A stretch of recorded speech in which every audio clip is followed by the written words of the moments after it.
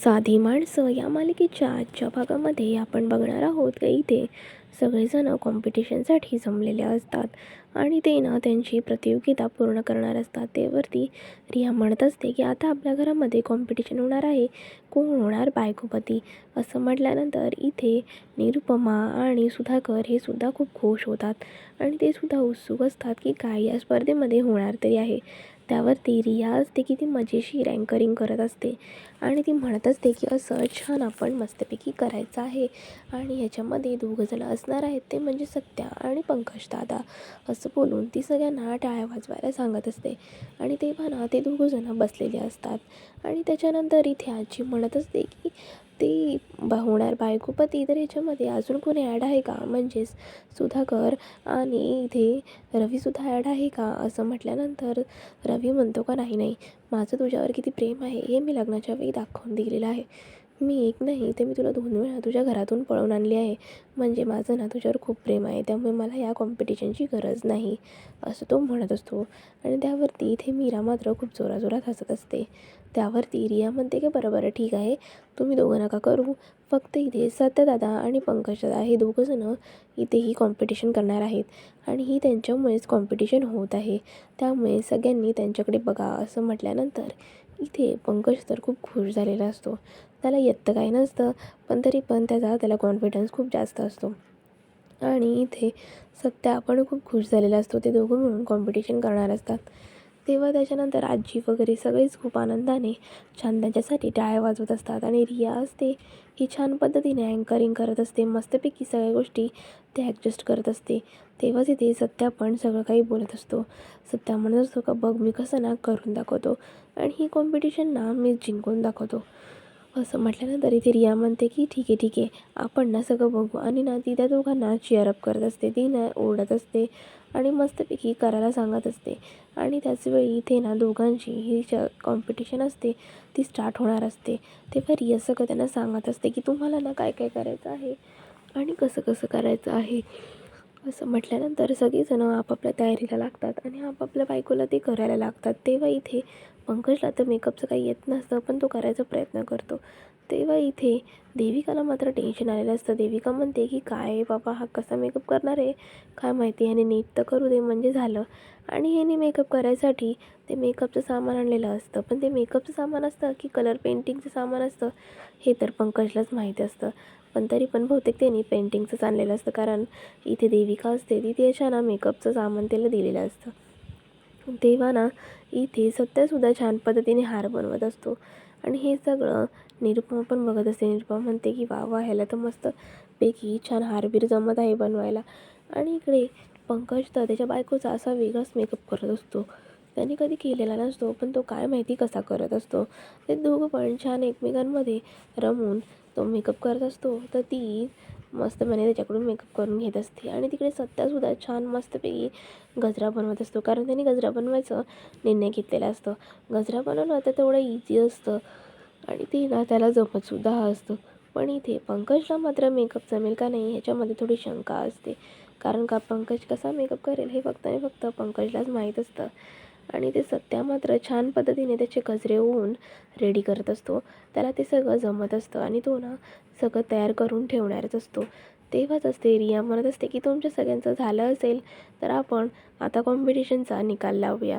असं म्हटल्यानंतर सगळे तो आपापल्या जोराजोराने परत सगळे प्रयत्न करायला लागतो की कोणाचं चांगलं होईल आणि कोण व्यवस्थितरित्या सगळं काही कंप्लीट करेल. त्यावरती इथे ना रिया असते ती ना सत्यादादाने बनवलेला गजरा दाखवत असते, तर तो गजरा एकदम सुंदर झालेला असतो. तो बघितल्यानंतर सगळे मात्र खूप खुश होतात आणि ते म्हणतात वा वा, मस्तपैकी छान गजरा केला आहे. असं बोलल्यानंतर इथे तो गजरा ठेवून देतो आणि त्याच्यानंतर पंकज असतो त्याने ना देविकाचा चेहरा असतो ना तो झाकून ठेवला असतो, जेणेकरून तिचं जे मी मेकअप केलं आहे ते कोणाला दिसायला नको म्हणून ना त्यांनी खूप छान पद्धतीने सगळं काही तिला मेकअप केलेली असते. आणि अचानकपणे तो आता तिचं डोळे उघडणार, म्हणजे तिच्या छातावरचं सगळं उघडणार आणि ती बघताच क्षणी सगळ्यांना खूप मोठा आश्चर्याचा धक्का बसतो, कारण तिचा मेकअपच एवढा खतरनाक केलेला असतो की सगळ्यांना ना हसायलाच येत असतं. सगळे हसण्यावरती कंट्रोल करत असतात, पण त्याची वाहवासुद्धा करत असतात. त्याला म्हणत असतात की तू किती छान मेकअप केला आहेस. म्हणजे त्याला ना वाईट करूनसुद्धा त्याला चांगलं बोलत असतात. आणि असं बोलल्यावर इथे देविकाला मात्र आनंद वाटतो. देविकाला वाटतं किती छान मेकअप केला आहे माझा. पण देविका तर एक जोकरसारखीच दिसत असते. आणि तेव्हा निरुपमासुद्धा तिच्यावर हसत असते. पण ती थोडं ना कंट्रोल करते. आणि ती लक्ष्मी असते, तिलासुद्धा हसायला येत असतं. तिला वाटत असतं बापरे, यांच्या घरी काय हा प्रकार चालू आहे. मग ती बिचारी गप्प बसलेली असते. आणि तेव्हा रियासुद्धा म्हणते की वाव, एवढा सुंदर मेकअप, किती छान मेकअप केला आहे. आणि इथे देविका तर एका जोकरपेक्षा काही कमी नसते दिसत. तिचा मेकअप इतका भंगार केलेला असतो की ती एकदम विचित्र दिसत असते. पण तेव्हा ना ती बघण्यासाठी आरसा मागत असते. पण तिला ना कोण आरसा देत नाही. तिला निरुपमा म्हणते की तू खूप सुंदर दिसत आहे, तू आरसा बघू नको, आता आपण ना जाऊन जेऊ. असं म्हटल्यानंतर ती देविका तर हट्ट करत असते की अरे पंकज, मला एकदा तर बघू दे ना, का मी कशी दिसत आहे. मी छान तर दिसत आहे ना, मला बघायचं आहे, मला खूप एक्सायटेड आहे. त्यावरती पंकज म्हणतो की हां, म्हणजे तू बघितलंस की तुला माझ्या कामावरती संशय येईल. असं बोलल्यानंतर इथे सत्या पण म्हणतो की तू ना खूप मस्त दिसत आहेस, एक काम करू ना, आता आपण ना जेवून घेऊ. असं बोलून ना तिला ते लोक आरशामध्ये बघूच देत नसतात. आणि तिचा मेकअप छान झाला आहे असं बोलल्यानंतर इथे रिया वगैरे निकाल जाहीर करतात की दोघंसुद्धा जिंकलेले आहेत. असं बोलल्यानंतर ती दोघं खुश होतात आणि इथे जेवायला येतात. जेवायला आल्यानंतर इथे सगळ्यांना जेवण वाढत असताना निरुपमा म्हणते का घ्या घ्या, कसं आहे, झालं आहे ना ते सांगा, कारण का असं जेवण तुम्हाला रोज रोज खायला भेटत नसेल ना. असं ती टोमणे मारत असते. तेव्हा सत्या मात्र तिच्याकडे रागाने बघत असतो की ही ना अशी का बोलत आहे. हिच्या बोलण्यामागे काही ना काहीतरी बोलण्याचा अर्थच असतो. त्याच्यानंतर ती लगेच बोलते की नाही नाही, म्हणजे माझ्या हातचं तुम्हाला असं कधी खायला भेटणार नाही ना, म्हणून मी बोलते, बाकी काही नाही. म्हणजे ती जो बोलायचा प्रयत्न असतो ना तो ती सावरून घेते. आणि त्या लक्ष्मीला बिचारीला टोमणे मारत असते, कारण का ती गरीब असते ना, परिस्थितीवरून प्रत्येक गोष्टीवरून तिला टोमणे मारत असते. असं बोलल्यानंतर आजी मात्र म्हणत असते का गं, ही निरुपमा एवढे छान जेवण बनवते ना, हिच्या एकदा हाताचं खाऊन तर बघ. काही पण झालं तरी निरुपमाच्या हाताला चव मात्र भारी आहे. असं बोलून ना ती सगळ्यांना जेवण वाढत असते. आणि सगळे छान पद्धतीने जेवायचा प्रयत्न करत असतात. ते म्हणत असतात की आहाहा, एवढं छान निरुपमा जेवण बनवते ना, असं मला कधी वाटलंच नव्हतं. त्याच्यानंतर देविका तर म्हणत असते की हळूहळू तुम्हाला समजेल की ते होणार काय आहे. त्याच्यानंतर इथे निरुपमा म्हणते का काय झालं, तुम्ही लगेच जेवून घ्या ना. त्यावरती इथे रिया म्हणते की हो हो, तुम्ही इतकं सुंदर जेवण बनवलं आहे, आपण लवकरात लवकर जेवून घेऊ. असं म्हटल्यानंतर निरुपमा पण हां बोलत असते की तुम्ही सगळे जेवा आणि कसं झालं आहे ना ते मला सांगा, कारण का मी खूप भरपूर प्रेमाने बनवलं आहे. आणि त्यावरती ती विचारत असते की रिया, मला तर सगळं काही जमलं आहे ना, मी सगळ्यांचा पाहुणचार व्यवस्थित केला आहे ना, असं म्हणून तिला ती विचारत असते. आणि जेव्हा सगळेजणं खातात, म्हणजे सुधाकर वगैरे जेव्हा खायला लागतो, तेव्हा ना त्यांना ते जेवण इतकं खारट लागतं. तेव्हा आजीसुद्धा भडकते आणि म्हणते की काय गं निरुपमा, हे जेवण बनवलं आहेस आणि घरातल्या सगळ्यांनाच ते ना एकदम खारट केलेलं असतं, त्यामुळे ना ते त्यांना खाता येत नाही. तेव्हा सगळेच ना ठसका वगैरे देऊ लागतात. तेव्हा निरुपमा बोलते की काय झालं तुम्हाला, तुम्ही का असे ठसका वगैरे देत आहात, मी जेवण तर व्यवस्थित बनवलं आहे. त्यावरती आजी म्हणते की काय जेवण बनवलं आहेस, नुसता ना मिठाचा डब्बाच टाकला आहेस वाटतं त्याच्यामध्ये. असं बोलल्यानंतर इथे निरुपमा म्हणते का पण मी तर व्यवस्थित बनवलं होतं, असं कसं काय झालं. आणि ती ना खाऊन बघते तर ते ना एकदम खारट असतं. तर ती म्हणते की बापरे, पण असं कसं काय माझ्याकडून झालं. असं म्हटल्यानंतर इथे सुधाकर पण प्रचंड भडकलेला असतो. तो म्हणतो की तुझा चांगलं करायच्या नादात तू हे काय केलं आहेस, पूर्ण ना तोंडाची चव घालवून टाकलीस. असं बोलल्यानंतर इथे देविकाला मात्र आनंद होत असतो. देविकाला सगळ्या गोष्टीचा आनंद झालेला असतो. पण इथे निरुपमाला बिचारीला टेन्शन येत असतं. ती म्हणत असते का पण मी मुद्दामून नाही केलं हो, मी सगळं ना प्रेमाने केलं आहे आणि मी मीठ बरोबर टाकलं होतं, असं खारट कसं काय होईल. त्यावरती इथे देविका असते, ती म्हणते की तुम्ही ना हे सगळं मुद्दामून केलंत ना, इथे मीराची आई येणार आहे म्हणून ह्या गोष्टी सगळ्या मुद्दामून केल्यात ना. त्यावरती निरुपमा म्हणते का नाही नाही, मी असं काहीच केलं नाही, मी ह्या सगळ्या गोष्टी खूप मनापासून केलेल्या आहेत. आता त्याच्यामध्ये मीठ माझ्याकडून जास्त झालं तर मी काय करू, पण मी ना हे सगळं टाकलं नाही आहे. असं म्हटल्यानंतर सुधाकर म्हणतो की हो का, पण आता हे झालं आहे तर काय करणार. त्यावरती देविका म्हणते का पण तुम्हाला ना पहिल्यापासून इथे मीराची आई वगैरे आवडत नाही, तुम्ही ना त्यांना त्रास देण्यासाठीच केलं आहे. मला चांगलंच माहिती आहे का तुम्ही नाही सगळं मुद्दामून केलं आहे. असं बोलल्यानंतर इथे निरुपमा मात्र भडकते. निरुपमा म्हणते की तू तर गप्पच बस, जास्त शहाणपणा करू नको, तू आधी स्वतः जाऊन थोबाड बघ, कारण का तू अशी माकडासारखी दिसत आहेस. असं बोलल्यानंतर ती एकदम भडकलेली असते. त्यावरती इथे पंकज पण सगळं काही शांतपणे ऐकत असतो. आणि तेव्हा देविका असते, ती म्हणते की आई, सौजन्याने वागायचं आहे तुम्हाला, म्हणजे तुमचं आता सौजन्य मोडलं. असं बोलून ना ती खूप जोराजोरात हसत असते आणि ती म्हणत असते की चला आता हिचं सौजन्य मोडलं म्हणजे आत्ता ना हे जे काही वाण आहे ना ते मला मिळणार, कारण का आई तुम्ही तुमचं सौजन्य मोडून टाकलं. त्यावरती निरुपा म्हणते, तुझी काय लायकी तरी आहे का गं वाण घ्यायची आणि नीट वागायची? तुझं थोबडा आहे ना तो आरशात जाऊन बघ. असं बोलून ना तिच्यावरती रागवत असतात. आणि त्यावरती देविका म्हणते, तर तुम्हीच तर म्हणाल्या होतात ना की मी चांगली दिसत आहे. त्यावरती निरुपा म्हणते, का तू चांगली? तू कशी दिसत आहेस ना ते बघ, तू एका जोकरपेक्षा काही कमी दिसत नाही आहे. असं म्हटल्यानंतर ती देविकाला मात्र टेन्शन येतं. देविका म्हणते, का जा रे पंकज नाश्ता घे, आरसा घेऊन ये. त्यावरती पंकज म्हणतो, का आरसा? आता तर आपण जेवायला बसलो आहे ना, नंतर आणतो मी आरसा. असं बोलल्यानंतर इथे देविका आता प्रचंड भडकते. देविका म्हणते, जा तुला सांगितलं ना आरसा घेऊन ये, तर तू आरसा घेऊन ये. असं बोलून त्याच्यावरती भडकते. आणि ती विचार करत असते की खरंच मी एवढी वाईट दिसत आहे का? पण मला हे तर सगळेजण चांगलं बोलत होते. त्याच्यानंतर इथे पंकज आहे ना तो आरसा घेऊन येतो. आणि आरसा घेऊन आल्यानंतर देविका जेव्हा बघते तेव्हा ती प्रचंड घाबरते. आणि तिचं असं घाबरलेलं रूप बघून पंकज घाबरतो. पण त्याच्याबरोबर घरातले सगळेजण असतात ना ते खूप हसत असतात. आणि तेव्हा देविका असते, ती पंकजला एवढी ओरडते की काही विषयच नाही. त्याला ती म्हणते की काय रे, तू एवढा घाणेरडा मेकअप केलास का? तुझ्या डिग्र्या एवढ्या काही फायदा नाही. तू एवढं शिकून ना तुझा काहीच फायदा होत नाही, कारण तू एवढा मूर्ख आहेस ना, तुला समजत नाही. असं बोलल्यावर निरुपमा तर जोरजोरात हसत असते. तेव्हा देविका म्हणत असते की काय हो, तुम्ही असे का केलात? तुम्ही माझ्याशी एवढा खोटेपणा का केलात? मगाशी तर तुम्ही मला बोलले चांगलं आहे चांगलं आहे आणि म्हणून तुम्ही मला जेवायला बसवलं. तेव्हाच का सांगितलं नाही खराब केला आहे म्हणून? त्यावरती पंकज तर सगळं शांतपणे ऐकत असतो. आणि त्यावरती त्या दोघींचंसुद्धा सौजन्य हे तुटलेलं असतं. आणि तेव्हा तिथे निरुपमा म्हणत असते की तू पण किती शहाणी आहेस ना ते माहिती आहे. तू मला नेहमी दाखवायचीस की मी तुझ्या बाजूने आहे आणि इथे माझ्याबरोबर वेगळी वागायचीस आणि वाण घेण्यासाठी पुढे पुढे करायचीस. असं बोलल्यानंतर इथे देविका पण म्हणू लागते, का तुम्हीसुद्धा माझ्यासाठी वाईट काही कामी काम केलेलं नाही आहे. तुम्ही पण माझ्यासाठी प्रचंड वाईट वागलेले आहेत. इथे माझं सगळ्यांसमोर हसं व्हावं म्हणून तुम्ही माझ्या हे तोंडाचं असंच मला ठेवायला सांगितलं. बरोबर आहे ना? काही चुकीचं मी बोलली नाही. असं बोलून ना त्या दोघींची खूप भांडणं होत असतात. आणि ती निरुपमा असते की ती शब्दाशब्दावरून ना देविकाची लायकी काढत असते. तिला म्हणत असते की तुला काही वाण भेटेल का? अशी तुझी लायकीच नाही आहे. असं बोलून ना त्या दोघींमध्ये सौजन्यत्र हे तुटून गेलं असतं आणि त्या दोघीसुद्धा रागारागाने तरातरा तिथून निघून जातात. आणि त्यावरती इथे आजी, सत्या वगैरे सगळीच ना जोरजोरामध्ये हसत असतात, कारण त्यांना ना या गोष्टीची खूप मजा आलेली असते. त्यानंतर इथे सुधाकर म्हणतो की ते सगळं तर ठीक आहे रे, पण आता आपण जेवायचं कसं? ही खारट भाजी तर आपण खाऊ शकत नाही. आपण काय करणार? त्यावरती मीरा म्हणते, का द्या ती भाजी, मी लगेच त्यांना ठीक करून आणते. आणि ती त्यानंतर ठीक करून आणते आणि त्याच्यानंतर ती सगळ्यांना वाढते आणि त्यांना म्हणते, खा आता भाजी, आता सगळी काही व्यवस्थित झाली आहे. आता काही टेन्शन घ्यायची गरज नाही. तुम्ही खाऊन घ्या, व्यवस्थित लागेल. असं बोलून ती सगळ्यांना सर्व करत असते. त्याच्यानंतर सगळे खायला तयार होतात. आणि सगळे खाल्ल्यानंतर म्हणतात की वा वा मीरा, एकदम छान केली आहेस हो तू, एकदम परफेक्ट झाली आहे, एकदम चांगली लागत आहे. तिची ना स्तुती करायला लागतात. तेव्हा सुधाकर पण म्हणतो की वा वा मीरा, तुझ्या हातामध्ये ना काहीतरी जादू आहे. तू काहीतरी ना जादूची कांडी फिरवल्यासारखं कमाल केलीस आणि आता सगळं काही ओके झालं आहे. असं बोलून ना ते ना त्याची स्तुती करत असतात. आणि खरंच ना भाजीमध्ये खूप कमाल झालेली असते. तेव्हा रियासुद्धा म्हणत असते की मीरा वहिनी, तू ना एकदम भारी आहेस, तू एकदम जादूगर आहेस, मॅजिशियनसारखी तू मॅजिक करतेस.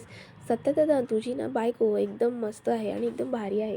असं बोलल्यानंतर इथे ना ती त्याला वावा करत असते. तेव्हा सत्यसुद्धा मीराला म्हणतो की वा वा मीरा, तू ना एकदम बाहेर गेला आहेस. असं बोलून तिची स्तुती करत असतो. तेव्हा इथे रिया विचारत असते की पण मीरा वहिनी, हे तू नक्की काय केलं आहेस? म्हणजे हे कसं काही शक्य झालं, मला सांगशील का? त्याच्यानंतर इथे मीरा सांगते, का त्याच्यामध्ये ना मी बटाटा घातला.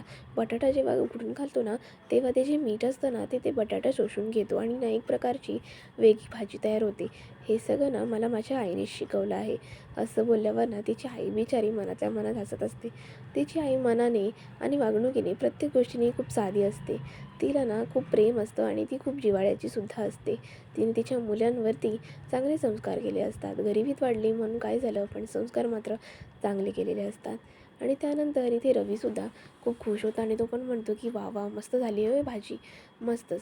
त्यानंतर इथे त्या दोघांचा विषय चालू असतो की ह्या दोघींवरून ते लोक खूप हसत असतात आणि एकदम एन्जॉयमध्ये सगळ्या गोष्टी हसत खेळत बोलत असतात. त्यानंतर इथे रूममध्ये ना रिया आहे का ती मीराला ना छानपैकी तयार करत असते. तेव्हा मीरा म्हणते की वा वा मला तू ना खूप छान तयार केली आहेस, असं बोलून ना ती खूप खुश होत असते. आणि त्यावरती इथे रिया म्हणत असते की आता झालं ना, तू तर मला इतकं छान तयार केलं आहेस. आणि त्यावरती ना काळ्या रंगाचं महत्त्व सांगत असतात की इथे कसं ना प्रत्येक रंगाला महत्त्व आहे. आता काळ्या रंगाला कोणी घालत नाही, आपल्या घरात चालत नाही, तरी पण संक्रांतीला कसं त्याचं महत्त्व आहे, घालण्यासाठी त्याला बोललं जातं आणि आपण छान पद्धतीने ते घालतो आणि त्या काळ्या रंगालासुद्धा महत्त्व देतो आणि त्याचेसुद्धा आभार मानतो. असं म्हणून ना ती ना मीराला मिठी मारत असेल, तिला म्हणते की थँक्यू, तुझ्यामुळे ना आज मी हा सण साजरा करते आणि तू एवढं छान पद्धतीने मला तयार केलंस की ह्याच्यामध्ये अजून काय कमी नाही आहे आणि आता अजून काय करायला पाहिजे असं मला काही वाटत नाही, असं ना तेव्हा मीरा असते की ती काळ्या रंगाचं ना तिला महत्त्व सांगत असते की अगं ह्या दिवशी ना काळे कपडे घातले पाहिजे असतात आणि हळदी कुंकू केलं पाहिजे असतं.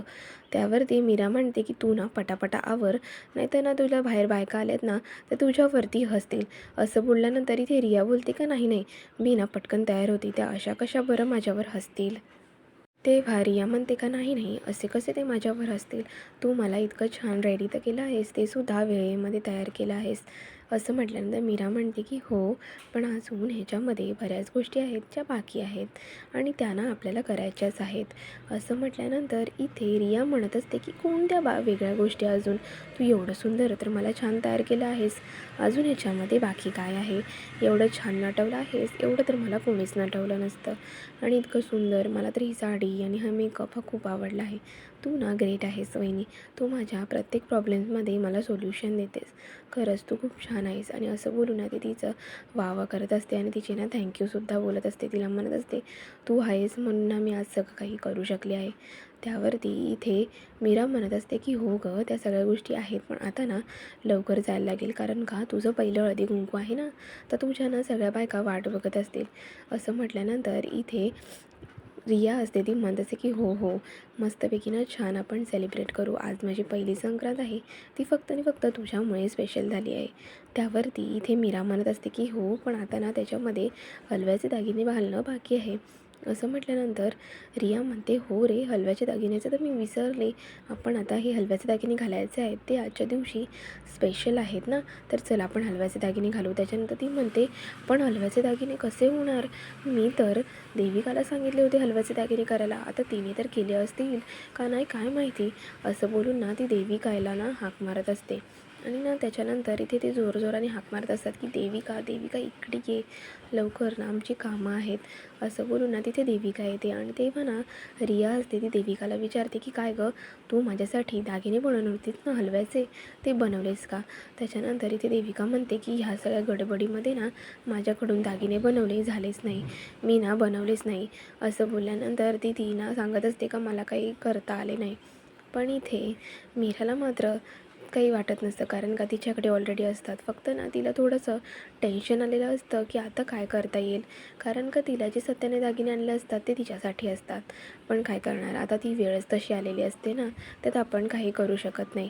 त्यावर रिया असते की देविकाला ती खूप बडबडत असते. ती म्हणत असते काय गं देविका, तुला मी एवढं बोलली होती, पण तुला ना काहीच समजलं नाही, तू असं कसं करू शकतेस, तुला माहिती होतं ना का ह्या दिवशी हे दागिने घालणं किती महत्त्वाचं होतं, आणि तूच तर बोलली होतीस का मी बनवेन मी बनवेन, म्हणून आम्ही बनवले नाही ना आणि आम्ही आणलेसुद्धा नाही.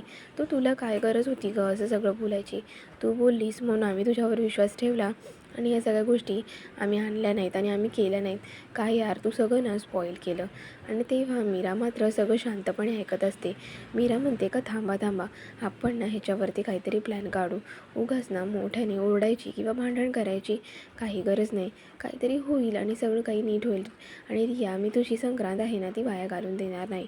असं म्हटल्यानंतर पण इथे रिया मात्र टेन्शनमध्ये आली असते. रिया म्हणते की यार काय यार देविका, तुझ्यामुळे हा सगळा प्रॉब्लेम झाला आहे, तू अशी कशी यार, तू एवढं अशी वागशील असं मला वाटलं नव्हतं. आणि तिचं हे बोलणं मीराला मात्र वाईट वाटत असतं. मीरा म्हणत असते की आता एवढ्या सगळ्या गडबडीमध्ये आपण करणार तरी काय? आता हे हलव्याचे दागिने आपण कसे काय ॲडजस्ट करणार? नंतर तिच्या मनामध्ये ना तिला सगळं काही समजतं. तिला कळलेलं असतं की आपण ना हिच्यासाठी ते हलव्याचे दागिने ॲडजस्ट करू. आपण कुठून का ना होईना तिच्यासाठी ते तिचा सण आहे, तिचा पहिला आहे, तर आपण तो साजराच करू. असं म्हटल्यानंतर इथे रियाला तर खूप टेन्शन आलेलं असतं. रिया म्हणत असते की मीरा वहिनी आता तूच बघ काहीतरी, ह्या देविकाने काय मोठा घोटाळा घातला आहे. तीच तर मला तोंडवर करून बोलली का मी करेन मी करेन, आणि आता ती काहीच केलेलं नाही आहे. माझी संक्रांत आहे ना या देविकाने खराब केली. असं बोलून ना ती देविकाला दोष देत असते. त्यावरती मीरा म्हणते का नको तू टेन्शन घेऊ, तिला दोष देऊ नको, आता झालं तर झालं, ते गडबडीमध्ये जाऊन गेलं असेल, पण ना माझ्याकडे ह्याच्यावरती उपाय आहे. असं बोलून ना ती तिला एक छान